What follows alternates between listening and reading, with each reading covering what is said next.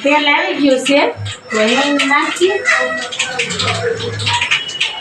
પછી આમાં છે આદુ મરચું ને લસણ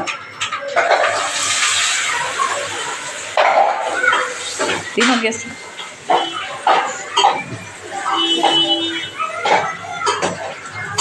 હવે નાખી દઈશું કાંદો હાલો બધા પાવભાજી ખાવા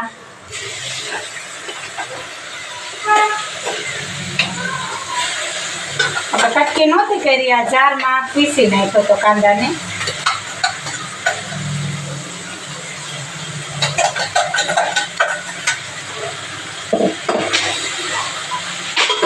કાંદો સડી જાય ને પછી ટમેટું નાખવાનું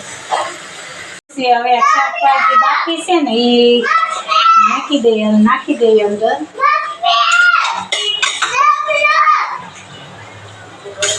કાંદો ટમેટું મસ્ત મજાનું દેખાઈ ગયું સડી ગયું તો શાકભાજી નાખી દીધા થોડુંક સડી જાય પછી આપણે બટાટા નાખીશું